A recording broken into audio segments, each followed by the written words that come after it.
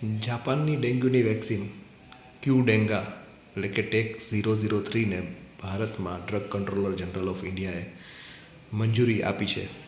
આ વાત તમે સાંભળી હશે.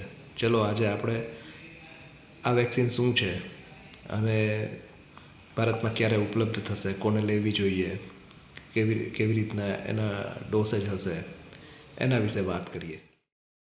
તો આ વેક્સિનનું નામ છે ક્યુડેંગા અને જે જાપાનીઝ કંપની આ વેક્સિન બનાવે છે એનું નામ છે ટકેડા.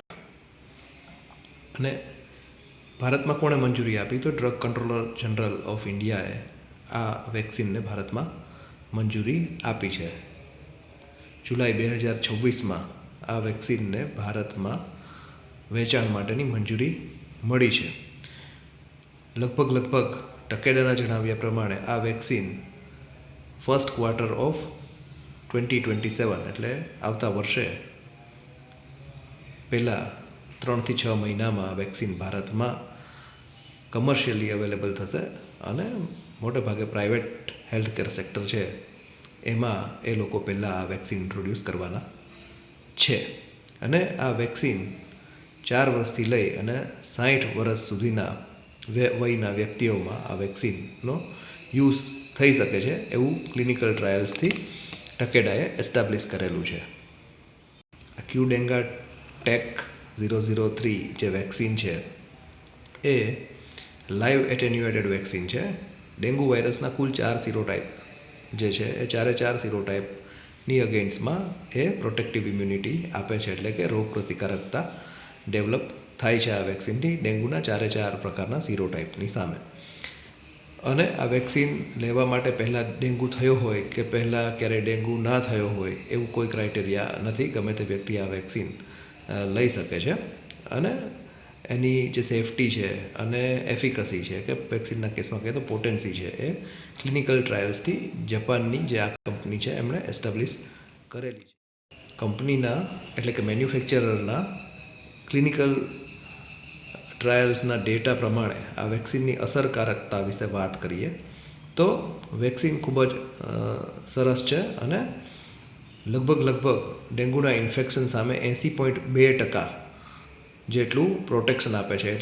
એટલે કેવું કે રોગ ના થાય, ઇન્ફેક્શન ના લાગે એવું કે કેટલા કેસમાં થાય? 80% કેસમાં એવું થાય કે 80% વેક્સિનેટેડ પોપ્યુલેશનને રોગ થતો નથી. અને જો રોગ થાય તો એ પણ ખૂબ માઇલ્ડ એટલે કે સાધારણ એવો થાય છે.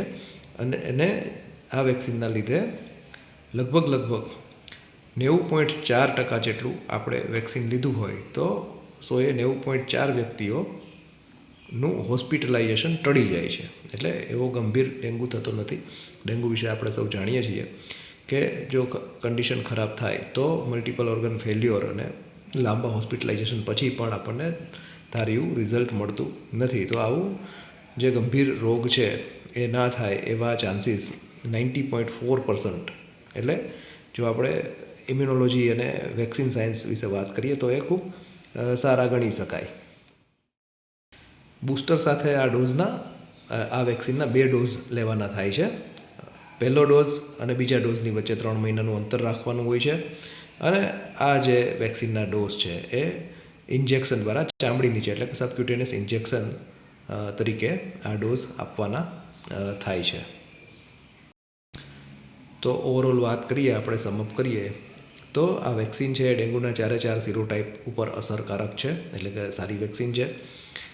ડેન્ગુ પહેલાં થયો હોય કે ના થયો હોય એવું કોઈ ડિમાર્કેશન નથી. કોઈ પણ વ્યક્તિ આ વેક્સિન લઈ શકે છે જેની ઉંમર 4 થી 60 વર્ષ સુધીની હોય. અને ખાસ જે આ વેક્સિનનો મોટામાં મોટો ફાયદો છે કે ડેન્ગ્યુનો કેસ વર્સન થાય અને આપણે જે હોસ્પિટલાઇઝેશન થાય એ હોસ્પિટલાઇઝેશન એવોઇડ કરવામાં આ વેક્સિનનો ફાળો મહત્ત્વનો છે. કે વેક્સિન લીધેલ વ્યક્તિ હોય એને લગભગ ડેન્ગુ થાય તો પણ હોસ્પિટલમાં દાખલ થવું પડતું નથી. એટલે ભવિષ્યમાં આ વેક્સિન આપણને ડેન્ગુ નિયંત્રણમાં ખૂબ જ ઉપયોગી રહેશે એવી આપણે આશા રાખીએ. Thank you.